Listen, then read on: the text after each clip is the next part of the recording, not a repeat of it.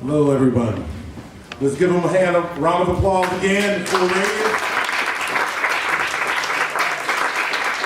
My name is Eric Pryor. I'm the president of Harlem School of the Arts, and I want to welcome you all here this evening. I want to give a couple thank yous. First, I want to say to Full Radius, I think that was an incredible performance. Wouldn't you agree? Yeah. I really enjoyed it, and it just tells you that the creativity in the arts is essential to all of us, and just really bringing us all together. I want to thank Lane Harwell and Dance NYC. Lane, give them a big hand. And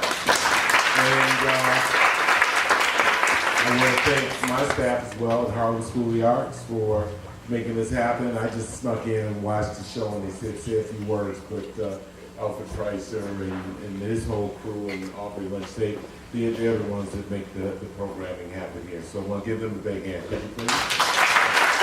And I'm going to turn the mic over. Thank you.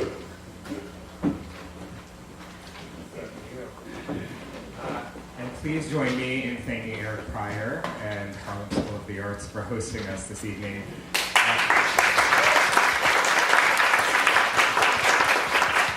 I'm Lane Harwell, Executive Director of Dance NYC, and I am delighted to welcome you to the third in a conversation series organized around our new Disability Dance Artistry Fund, which, as you heard before from Douglas, was established with support from the Ford Foundation and the Mertz Gilmore Foundation to advance dance making by and with disabled artists. The conversation this evening consists of a conversation with the team of Harlem School of the Arts, Alfred Presser and Aubrey Lynch, Pricer, and Aubrey Lynch, and Douglas Scott, and Lindy Danley, did I get that right, from Full Radius. The conversation will be moderated by Kevin Gotkin, who is co-director of the Disability Arts NYC Task Force, of which Dance NYC is a proud founding member. Before I give you to them, just a couple of thanks and logistical notes. First, thanks to our funders, including the Andrew W. Mellon Foundation, which has made this conversation series possible. To all of our program supporters, including the New York City Department of Cultural Affairs, the State Council on the Arts, and the National Endowment for the Arts. Thanks again to our partner here at Harlem School of the Arts, to its team, and to my staff and volunteers at Dance NYC for their work. Now, 3 logistical notes. You may be photographed and videotaped today for archival purposes. Please help us extend the conversation online this evening using your social media, and if you're on Twitter, please use the handle @DanceNYC and the hashtags townhall and disability dance artistry. And third, for the question and answer portion of this evening, if you would prefer to pose your question by email, you can please write to ddatownhall at dance.nyc. And with that, I give you over to Kevin Gotkin to lead the conversation, and I thank you all for being with us. Hi. Can you hear me okay? Is this volume all right for folks who... Okay, great. So my name is Kevin Gotkin. I am co-director of an organization called the Disability Arts NYC Task Force. We're working to provide an equitable platform for disability artistry in the city. I also teach a course in disability arts down at NYU, and I am delighted to moderate this panel. So why don't we start by having the panelists just introduce yourself, maybe a few words about yourself, and then we'll get into it. My name is Aubrey Lynch. I work here with Alpert as the dance director of the School for Dance for kids ages 2 to 17. And I dance with Alvin A. and Lion, and I'm very happy to have all of you. My name is Alfred. I'm the artistic director here, and I'm also the director of the theater department. Douglas Scott, artistic executive director of Full Radius Dance. My name is Lindy Danley, and I'm a dancer with Full Radius Dance. Fabulous. So Douglas, do you want to start us off by just explaining a little bit about the artistic vision of Full Radius? Yes, I'm happy to do so. This is actually something I've been struggling with lately, about how to actually talk about my art and what we do. We're noted, I think we're noted for full-body partnering, which is fairly unique in the field of physically integrated dance. I'd like to think our work has a vulnerability to it.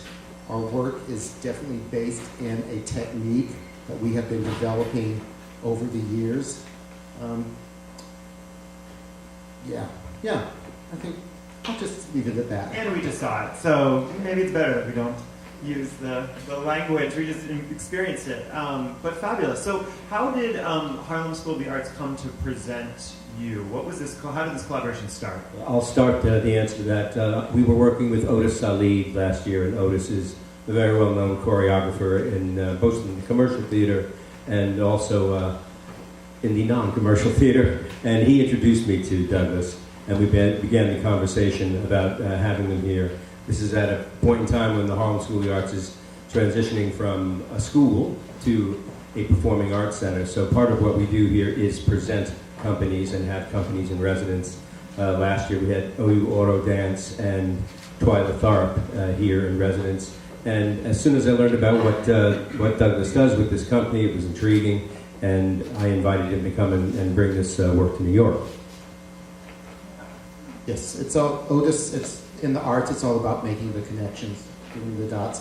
Otis Salih is also based in Atlanta, and I was fortunate enough to present him in a dance festival that I created down there, the Modern Atlanta Dance Festival, which is now celebrating its 24th year.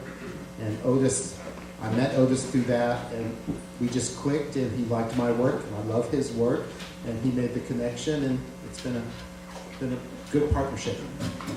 So what were the kind of unique aspects of presenting disability dance? I'm thinking logistical. There are some accessibility things that often need to happen.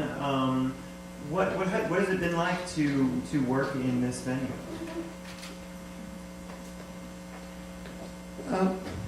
Every venue has its challenges.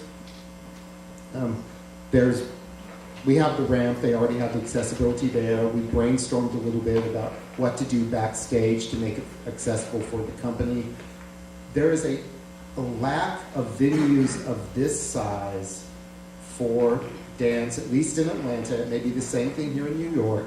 We're not a Bill T. Jones, we're not a Paul Taylor, we're not going to be able to sell out, but this size venue is just lovely, is so lovely to have dance in, and the accessibility. We're dancers, we're creative, we know how to make things work in whatever environment we're in. We did the ramp. Alfred hung the soft goods, and we positioned them away for easy entrances and exits. I think too many venues, and I'll be quiet, too many venues say, oh, we're not accessible, we can't have you in there, without saying, let's problem solve, we can do this. And Harlem School of the Arts and Alfred would say, yeah, let's problem solve, and we made it happen.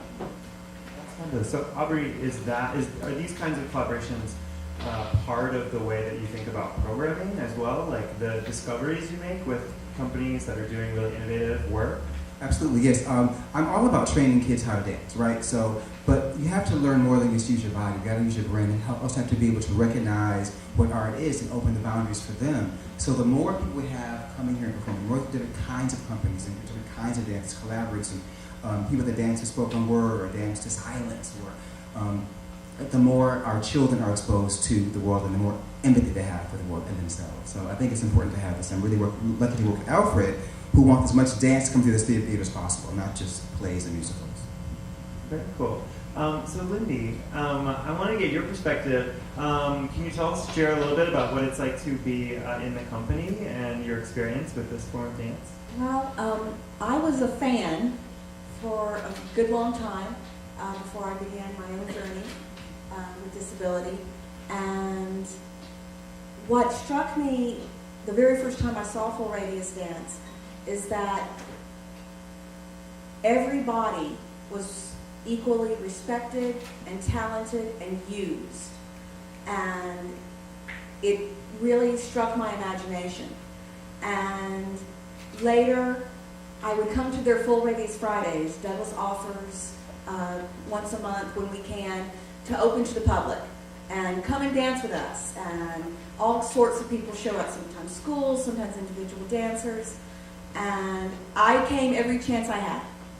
And I kept coming until they threw me out. And Douglas was kind enough to offer me an apprenticeship, and I jumped on it.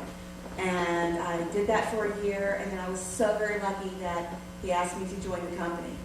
And it's been a new level of art for me. I was raised a theater baby. I started acting when I was 6. I was stage managing by 13. I was directing by 18, and I had my own theater company before I was 30. And a lot of people said, well, is this going to be different? And it really was. But in my time in the theater, we try to use all kinds of bodies. And I was so thrilled that there was a dance company who wanted to use all the bodies. And what really mattered to Douglas was drive and talent and heart and a willing to try anything. And the trust that we build with our partners it makes everything with all the partners.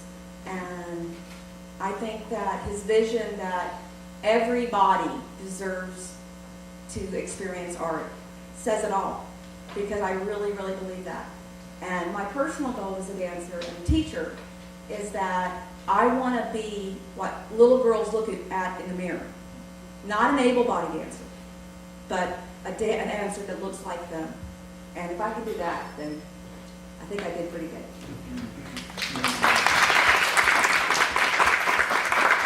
So I want to ask you, Douglas and Lindy, about your touring experience. This is something that we're asking all of the companies in this Disability Dance Artistry series. So what have you learned about, let's say, different cities and different venues? I'm wondering, for example, if a lot of your experience comes down to working with the venue, or if there are things about a city, like public transportation or city support for and funding for the arts, that affects your experience in and out and around when you're touring.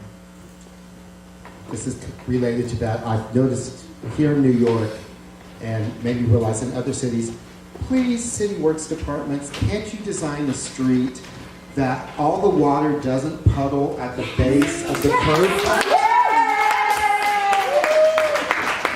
It's so ridiculous. Every single curb cut in this city has a puddle of water at the bottom. And in the winter, you have a sheet of ice. Yes. So it's like little things. Yeah. We've toured a lot. Italy, we had to face cobblestone streets and a raked stage.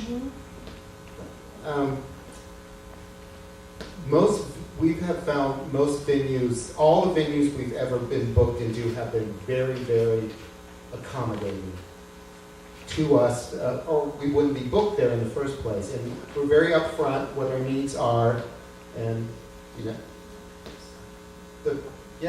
anything to add? Well, we're talking about the city. When we went to Madrid, the hills, we used to think that Atlanta had hills. Atlanta has no hills, Madrid has all the hills. That I've noticed here in New York that some places are really, really accessible. And some people, they came so close. And then they put a planter in the middle of that ramp, or a nice wall where it shouldn't be. But I think that it's just part of the disability journey, that we have to figure it out and adapt. And as Douglas said, no matter where we were, because we were open to saying, we'll try it, we'll fix it, we'll problem solve, they were willing to meet us halfway, and it always seemed to work. Another interesting note, in Seoul, South Korea, when Rebecca and I went there, it was almost impossible to find a physically accessible restaurant. Everything was upstairs or downstairs, which unfortunately, that's something now I know I need to put in my mind when we talk to presenters is, give me a list of accessible restaurants. Of a variety of accessible restaurants. We don't want to go to the same place every night. So things I never thought of before I started touring with my company, it's like things like how many other companies have to ask can I eat in your neighborhood? But with a physically integrated company, you have to learn to ask things like that. And things I used to take for granted, I can't anymore. I just have to say, yeah, they'll say, yes, my venue is physically accessible. I'm going to tell a bad story here about a national organization for disability booked us into an inaccessible school. All the time. Yeah, and then the principal of the school said, we will take a door off its hinges and use it as a ramp. I said, no, you will not. And I literally said goodbye, and we turned around and we left. So I want to ask about advice, and I should say we're soon to open it up to questions, so think on those, and we will get to in a second. But I want to ask advice. So maybe Aubrey, Alfred, having done this collaboration and presenting Full Radius, what might you say to other venues who have not presented integrated and disability dance? What have you learned that you would share with others? Take a really strong look at your venue. We were lucky that we had this ramp. We did the production of Medea a couple of years ago, in which we locked the audience on stage with the actors so they'd be close to the slaughter of the children. It was one of my productions, of course. So we had this ramp, but I look at the entirety of the Harlem School of the Arts, which was, the building was built over 40 years ago, and it was not wheelchair accessible. That's a fairly new development over there. So I would just urge people to look at their venue and to imagine it as possible and accessible to all people of all ages. And I did a show once at the St. Clement's, which is in Midtown. It's actually the first Broadway theater in New York City ever. But it's on the second floor of a church, and I did a show a holiday show, and it was impossible for people to get to that show. And that was the first time I encountered that. So people need to think about their venue, and they need to think about all people. Yeah, so how about the Full Radius folks? What would you say to maybe other companies who want to work in integrated disability dance? What advice would you have for them?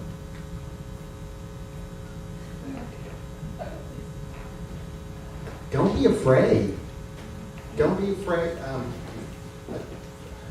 Some people, I face so many dancers and choreographers that think that they can't do it because I'm going to go right now, they're afraid of disability. They are afraid of disability, and the fear prevents them from furthering their personal artistry, their personal growth, and prohibits dancers with finding quality training in a normative dance class, I guess I would call it. I know Laurel has attended several classes here in the city where she is the only dancer with a disability in there, and Kitty has too, and that's great, that's wonderful. And we need more teachers out there to say, come on in. I would give the advice, building on what you had said, is that the best way to find out if your venue is accessible is to get someone in a wheelchair and have them access it. And if they can do it, then they will find the things that you don't think about, and things that aren't in books, that just little things that we as wheelchair users become second nature. And I think that's the best way to do it. I want to add that you have to have courage, real courage. And I say this because I was a dancer with a dance company called Deja Vu, and the artistic director was a quadriplegic, and he choreographed in a wheelchair, so he couldn't move. All the choreography was by verbally describing what he wanted to do. He could kind of scribble on paper, and he would draw these stick figures. And I was his premier dancer, and I was about 19. I learned to dance from this man, and he was so great. And he challenged everyone. We went to every theater together, and I remember the puddles, and he would have to choose certain streets that had the right kind of incline. And when he would go to see Broadway shows, we had to be in these wheelchair locations that were off the side, in the dark, but he always fought and had such courage, and he just forgot about the wheelchair, and so I'm going to just be who I am, and you're going to take me as I am. And he refused to even see the wheelchair. He wanted to see him. And I worked with him for about 10 years, and I've been very, very inspired by it. And so I'm sorry to have you here because he's bringing all of that back of when we were together and fighting the dream together. Amazing. How about connecting to audiences? Is this ever an obstacle in your experience? Outreach and getting audiences to understand the innovation that's happening in disability artistry? I'm going to say yes, because there's not enough disability artistry available out there, I think. I always say this: how many presenters have said, no, we can't have two able-bodied dance companies on our season? No, we can't have Alvin Ailey and Bill T. Jones on the same season, but they will say, no, we can't have, we had Axis, which is another dance company, 2 years ago. We can't have full radius dance again this soon. So, yeah, we need visibility. The art needs more visibility. We need more presenters out there. And we're not talking about Carnegie Hall. We're just talking about like this lovely offer that Harlem School of the Arts gave us to come here. We need more pioneering presenters that say yes, we support this. And funding? We haven't touched on funding yet, but is this? I'm sure that's just maybe because it's the background. More funding would be great. But are there kind of unique aspects of funding disability artistry? And do you notice that there are certain places where funding for disability arts is more available? And what's the role of funding in this ecosystem? Sometimes it's a process of cultivation, showing that the funder, that because I am working in a field that uses non-traditional bodies, that our artistry is just as valid, just as a high quality as a New York City ballet or an Atlanta ballet. So sometimes I've had panel comments that come back and say my company is not disabled enough. Oh my God. I've had a panel comment, and I've been doing this since 1993, a panel commented, what is Doug's qualifications to work with disability? Which I assumed what they were looking for, what my medical background was, not what my artistic background was. So it's a process of cultivation. Full Radius Dance competes for funding against, we don't go up per se against other physically integrated dance companies. We go up against dance companies. So I feel like our burden of proof of qualification has to be stronger and more than a dance company of traditional dancers. So last question here, and then we're going to open it up. And this is for anyone to jump in on, what do you see as the relationship between disability dance and the larger kind of quest for disability justice, the rights movement? What is the kind of relationship between, let's say, what we saw tonight and ongoing struggles for equality?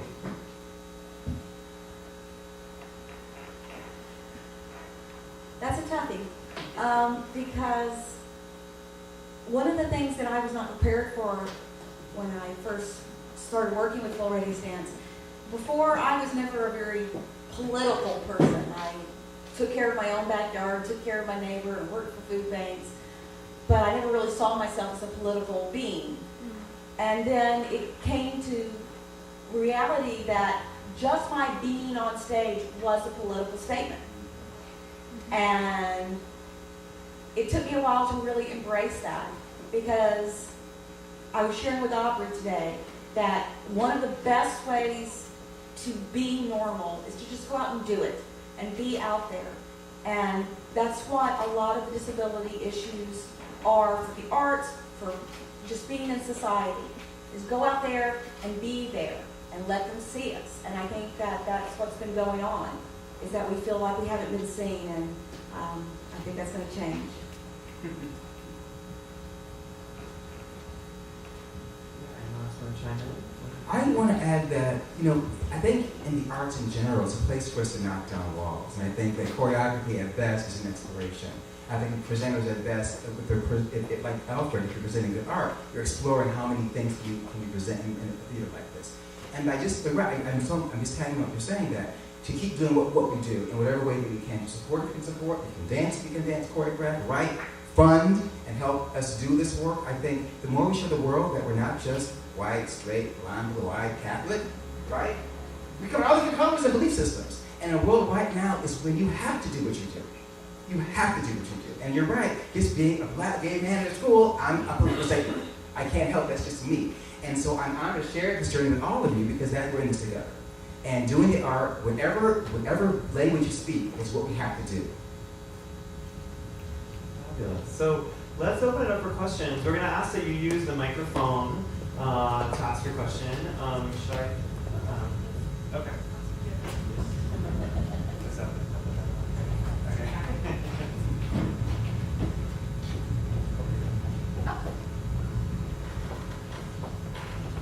Douglas, thank you for talking about the curb cuts with the water. I toil in the same arena that you do, almost as long as you have. And we're still facing the obstacle of, there are a lot of mainstream dance people in New York that do not believe that what I do and what you do is really dance. So thank God for Dance NYC that we're trying to get this out there.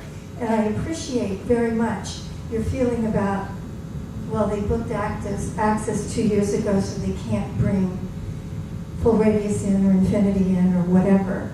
But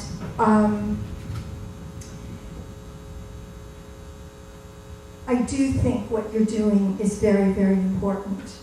And what you're doing is very, very important. And the more of us that are out there doing it, the more we'll be out there doing it. I take a mainstream class almost every day. I'm one of the very, very few who do that. So what do you see that we can do to get teachers, dance educators, more willing to train dancers? I mean, I offer free classes, I do all of that, but it's not the same thing. And I think we have to maybe, my question is, do you think we need to just start infiltrating like terrorists do? Because they can't throw you out. We have the ADA that says they have to let us in. That's how I got in. They had to let me in. So, what can we do more than we've done for 20 years to get training for these dancers?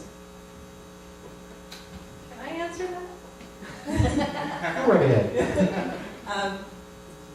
So I am Michelle, and I am a disabled dancer and disabled dance educator. So what I am doing is getting my certification, K-12 dance education certification in New York City to become a dance teacher in the school system so that there are more children seeing, like when Lee said, more children seeing them in schools teaching. What I've discovered while working with my peers, because I am in an education program with other people who are learning to become educators, being the only disabled person in the program, or physically, visibly disabled person in the program, there's so much that they don't understand, and a lot of it's also disability culture that isn't in the education system, and they're not getting enough. Arts education isn't being as accessible. Like, so you have a special ed class that you take, but you don't have a disability arts class that not only just does the theory, but also the practice of disability arts. And so there needs to be a disability arts music class, a disability arts theater class. And not only just the special ed, this is what universal design is like, and this is not just the theory of of disability culture. So there has to be more practice that and culture that all these teachers get to experience, so that they them doing the work. I wouldn't have access to doing the work now. We have to get away from the ableist attitude that disability must be around the medical model. Right. I'll stop talking now. Does everyone know what we say when we say the medical model? Should we do a little? Okay, yeah. Well, that was alluded to it. Yeah, right. The need to locate disability in the body as opposed to thinking about the world as designing spaces that. Or having doctors around, Right, you right. know, because we're going to die in the next 5 minutes. If there's Yeah, so the a lack of doctor or a awareness. nurse here. Yeah, the lack of awareness about the culture. So, folks might know, like, okay, there is an integrated company that's coming through, but they also might not know that there's a whole culture and history of community that has sourced incredible innovations and thinking about what it means to have a body. And sorry. Yeah. Because something happened just the other day, 2 weeks ago. This occurred to me that a mother brought her child to take a hip hop class. This was an advanced hip hop class. And this child was in some kind of a walking apparatus. He couldn't use his legs, and he could only use his hands if he was standing still. He had to hold on to the thing. Oh, is that what it was? Okay, so she brought him to the dance class, and I thought, I didn't see it coming. She was halfway in the room. I couldn't speak to the teacher. I couldn't speak to the mother. I couldn't speak to the child. The child was maybe, how old is he?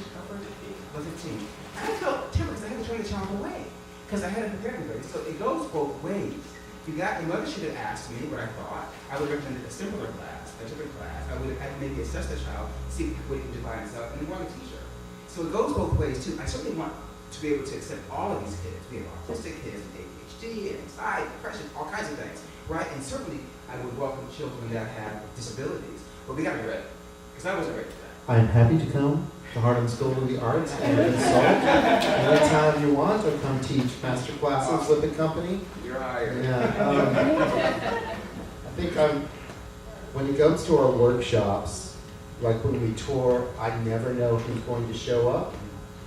So we kind of developed this whole technique and way of integrating it. I'm really not interested what someone's disability is. I'm just interested in their body.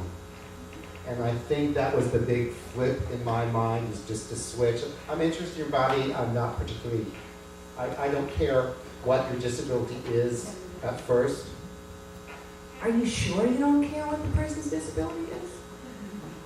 I'm perhaps stating that a little bit too firmly. Yes, I do care about the disability.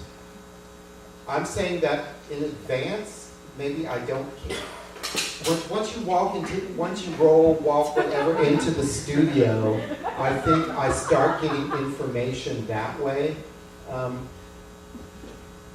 A lot of places, I just don't like sitting down with people before class and saying, or in our opening circle, I let people express what they want to express. Does that make sense? I understand. I mean, this is kind of my club. Here, if you haven't figured that out. I sneak into class because I know I'd rather be perceived as stupid, flaky, and confused than a blind person. I sneak in. Yeah, I don't sneak into Kitty's class. I sneak in. I've snuck in here. I bet you didn't know that. Because I live a couple blocks away. I'm a professional blind dancer who lives in Harlem. I'm gonna walk home after this. And I know that when I have that sort of feeling of a teacher with anxiety, I can't focus on what I'm doing. If the teacher is scared of me, who's probably the least scary person you're ever going to meet, then the atmosphere is ruined for everybody. What there needs to be is exposure. I shouldn't have to fold this up behind it when I step onto that marley floor. I should be able to keep it next to my foot. I agree with all that. I'd say in my classes, not to defend myself, I'm just saying in my classes, I've been doing this for 22 years and been working with such a wide variety. I can see why you do that with other teachers, but I would say I always say just come whoever you are at that time, what your embodiment is that day. And Michelle's shaking her head. She's taking our workshop. So. Hi guys. Can you guys hear me? Yeah. So just to piggyback off of both, what's your name over here? Krishna. Okay, so about like being able to basically, for lack of better words, just be who you are when entering a dance space. I think it has to do a lot with like how you feel about yourself. So personally, I don't feel disabled. Technically, I am. Personally, I don't. When I say that, I mean when I go into a class or I go somewhere, I feel like I'm gonna find a way and I'm gonna figure it out without having to stress out the teacher or, you know, give the teacher anxiety about having someone in a chair in that environment. And on the flip side of being a teacher, is you shouldn't have to worry if someone is going to come into your class and be, you know, kind of like in a ball or in like a bubble because they're so not used to being in that type of environment. And that's what I mean when I say it goes both ways. I feel like, yeah, a teacher should have the knowledge, you know, and should be taught the knowledge, and there should be like classes and courses they can take so they'll know how to work with someone with a disability, any type of disability. But also, being a person with a disability, you should have that same courage to go in there and be like, hey, this is who I am and this is how I, you know, portray, or this is how I take the movement, or this is how I show the movement. And one last thing, when I say I don't feel disabled and when I say being your full self, I personally use my chair as an extension of myself, I don't think of myself as using a wheelchair. I think of myself as the wheelchair as a part of me. So when I'm moving around, I consider that as my version of walking, not pushing a chair around, you know, and in that way. And it just helps me when I'm traversing the world in general, whatever situation it is. I'm sorry guys, thanks.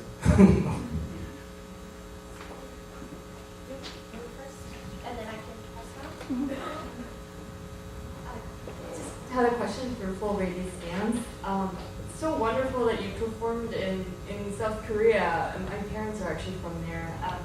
And I'm really curious how your work was received there, or different, because geographically you're from Atlanta and you get different types of audiences at different venues.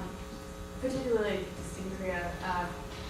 My friend who's not Korean, she's actually Russian, when she went to Korea, she told me that people with disabilities were kind of kept hidden from society, and so I just wanted to hear, you know, if people were exposed to this type of performance and how they responded. We were on a program with 6 other companies over the 2 days. Yes, we saw very few people with disabilities out on the streets of Seoul. We saw the ones that we saw were the dancers in the theater. There seems to be an artistic difference in a lot of other companies. A lot of things seem to be looser. There's nothing wrong with improv. Nothing wrong with improv. But a lot of the companies seem to be generating their work through improvisation rather than work generated based on a particular technique. And I'm not saying one is better than the other, but there were several companies that were billed as integrated, but the dancers with disabilities were in the background. So perhaps the level of equality on stage wasn't as distinct as what Full Radius Dance presents.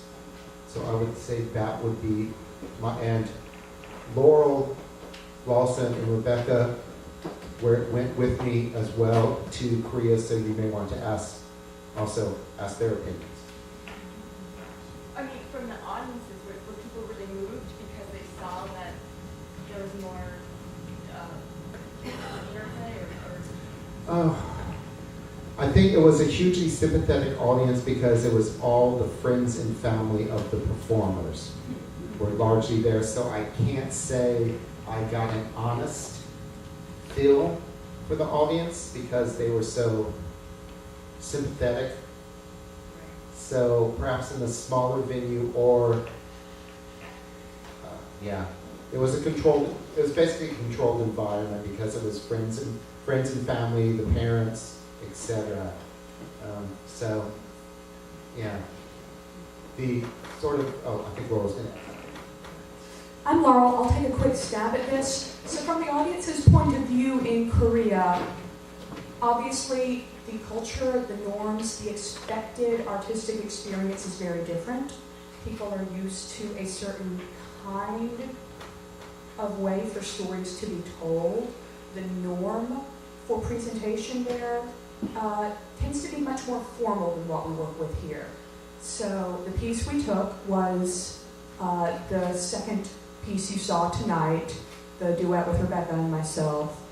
This was something that was so far outside their experience, not only as physically integrated dance, not only as a technique and an art form and a physicality that they had never seen before, but also as modern dance, non-linear, non-strictly narrative. That was something different. So audiences were super friendly. Were receiving us, were open to what we were showing. And yes, there are such cultural differences that there were absolutely some things that are like, okay, this is so far outside your experience, you don't know how to be an audience for this. And it being our first time touring in Asia, there were some things that, okay, we didn't know how we needed to cue you to experience this. So, I think the answer would be yes, audiences were great and received us well, and yes, there were some challenges, and yes, the complete lack of visibility of people with disabilities in Korean culture posed a big question for that.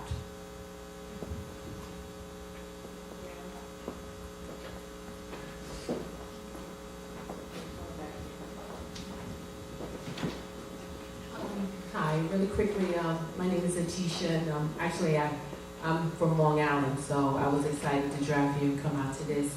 I wanted to piggyback on one of the things she said over there about the education part. I work in a school, and also I work for a nonprofit organization, and we work with disabled veterans and disabled youth.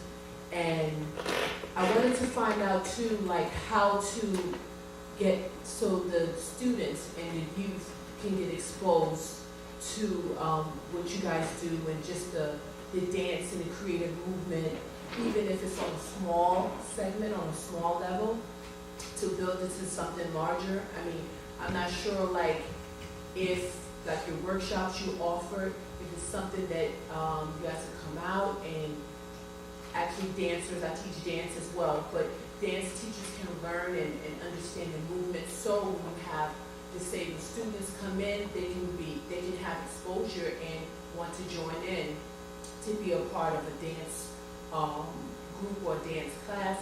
I'm pretty sure that they would like to have that. Also the funding piece, because a lot of things I see in the schools that they don't have, it's not offered. So that's the political part where I go in and I meet with legislators and assemblymen and try to write grants to get what's needed in the school system so they can have it, because in the school district that I work in, there's so many limited resources, and we're dealing with students that's that have a lot of they're in poverty. So, but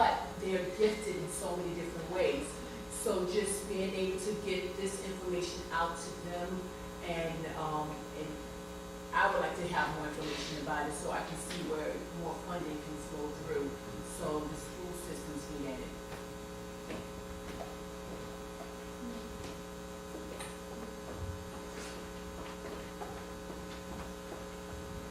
I want to talk about workshops. I've had people call me and come to my class or whatever. I did a workshop with Access 2 summers ago, and now I'm a professional dancer. You know? So, how do we overcome that?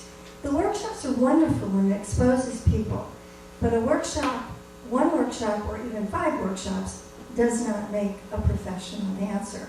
And I think that that feeling has hurt this art form over the years.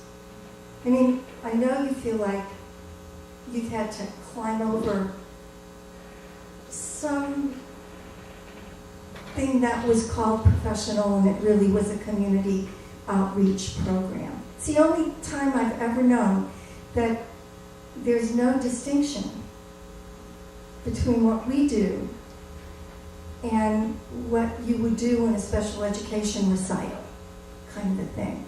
And so I'd like to see how we can address that. Yes. There's also a parallel with this in Atlanta many years ago. A group of us were saying, it's a tricky conversation to professional versus amateur, or professional versus, it's probably the same thing in the theater world and everything. It's a conversation that we have to have. It's a conversation that someone's feelings are going to get hurt, but it's a conversation to further the field to a professional level. The conversation has to be had, and going back to some other things we've been talking about, that we need to find a foundation or several foundations somewhere that would fund transportation, personal assistance, paying for personal assistance for the Ting Long, to get exchanges between professional artists working in the field of physically integrated dance. And it's expensive. It's expensive to travel, and unfortunately, we don't have a New York City of disabled artists or people working in the field. We don't either. Well, yeah, I'm saying New York City is like, I can go take from Alvin Ailey, and then I can go over here and down up to Dance City of Harlem, and Lamone's up there as well, so I can take classes like that. Here, we have to be able to jet around the country to get the sampling of of what dance is happening, to find where maybe we fit in, or maybe to find out. I mean, I learned a lot, I'm sure Aubrey did, and Alfred did. I learned a lot about classes that I didn't like. I learned more about my taste, about, okay, this isn't for me. I can see the benefit of this, but let me go over here and try this class. And unfortunately, that doesn't currently exist, and it may take us, probably not going to happen in my lifetime. I hate to say it's probably not going to happen in my lifetime, but the next generation might, I can be the father of most of my companies. So the younger members of my country, come on, in your lifetime, I want you all to make this happen. I actually have a question before I pass it on. Sorry, y'all. I happen to also have the mic.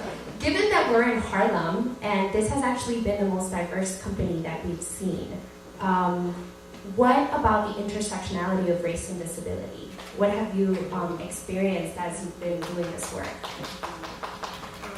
I toss it over to our Harlem School of the Arts sponsors about what you saw and what you felt. I'm going to let Aubrey answer this question. I don't know what to say. Well, it's an interesting conversation to have, like I was getting at earlier, about people that are different. Depends who's in charge, right? Who you ask. If you're in Harlem, it's one thing. If you're in Detroit, it's another. If you're in the South, North, or Europe, or wherever. So it depends on where you are, who's watching. So it's I tried to ignore it, and you can't because you just are. Either you're disabled, or I taught classes for blind people. I taught classes for deaf children. I have experienced my own form of racism. For example, there was a question earlier about how many companies can a presenter present before it becomes something different. Well, I've been told if there's one black person in a company, it's still a white company. You add 2 or 3, then it's multiracial. And we can't have too many multiracial companies, and it's the thing. So I'm like, can we just drop it and do the art? So we have to ignore it ourselves, I find. And so when I teach the children here at HSA, I just go, we're going to teach dance. And they come in all shapes and sizes.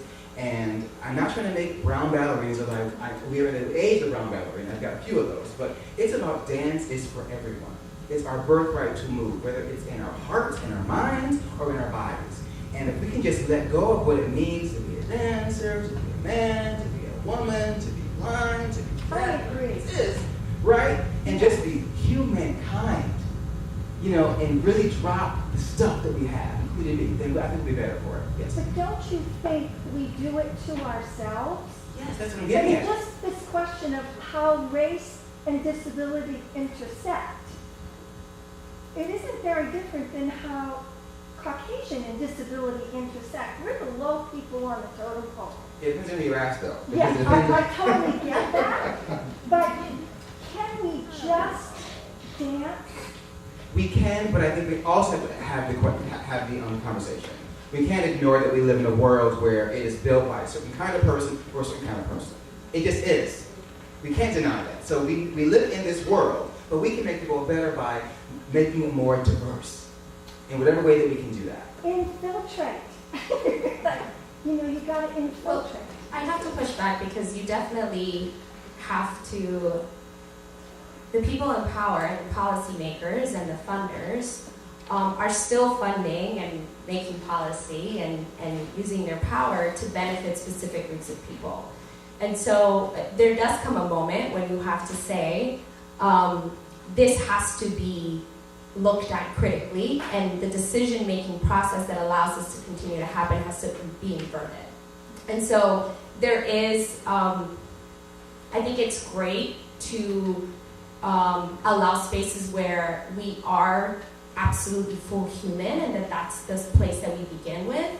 But if I erase the fact that I'm Latina, just so that I can be seen as human, then I'm not advocating for the people that are not getting spaces and stages, that are not getting money, that are not getting jobs, that are not being in positions of CEOs because we're Latinos, right? And so I'm just pushing back a little bit.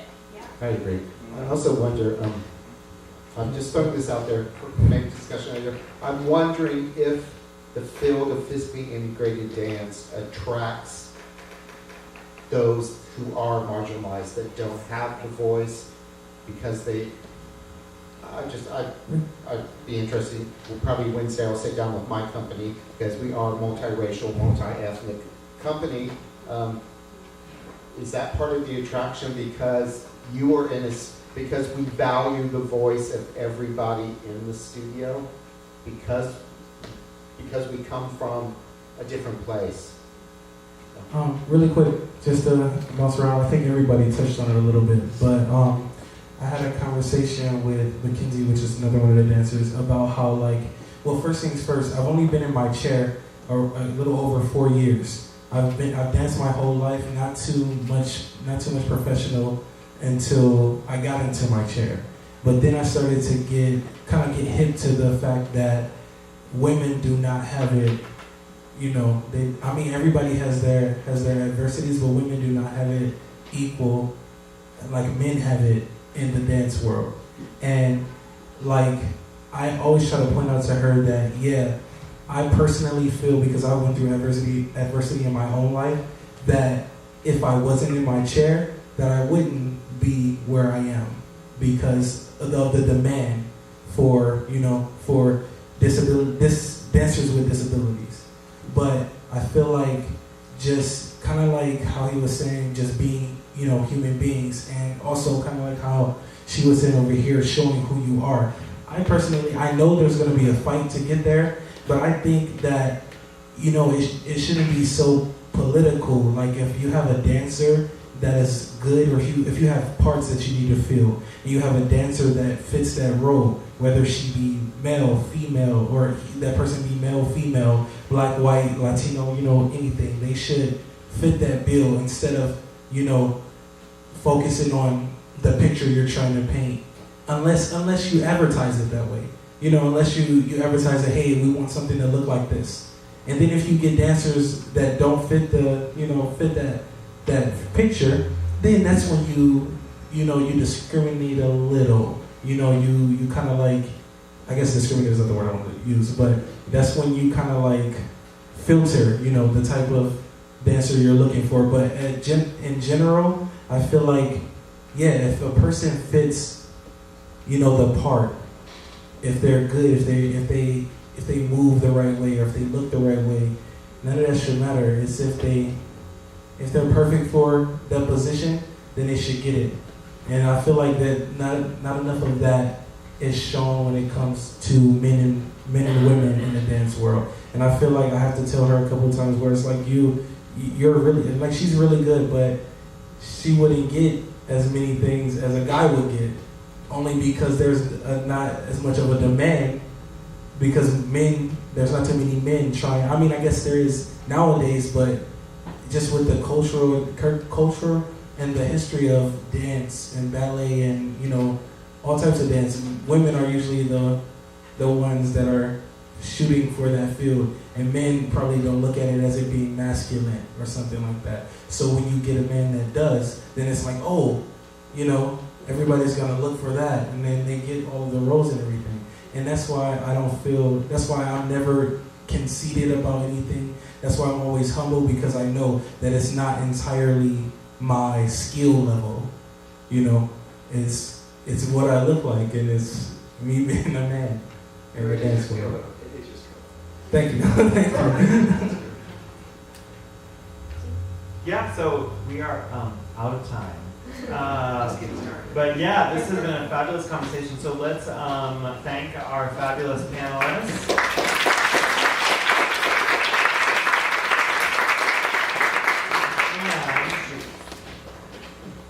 I do want to say something. First of all, I want to thank you for coming to the Harlem School of the Arts and sharing this experience with us.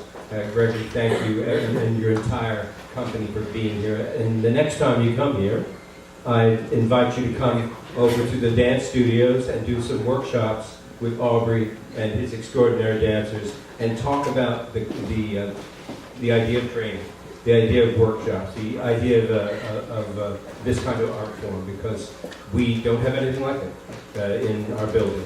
And our building is just recently, after 45 years, just recently wheelchair accessible. And in January, we'll even have an elevator that takes people up to the second floor so they can visit the music studios. Thank you. Thank you so much, everyone. As you are already experiencing, we have surveys that are going around. Your feedback is very important to us, so please, please, please share and stay connected. There are 3 more integrated dance companies coming to New York City. We have Access in November, Just Curtis Gravity in January, and Kinetic Light in March. So there's plenty of activities still happening in the city, so we invite you to please join us. Thank you, and have a wonderful evening.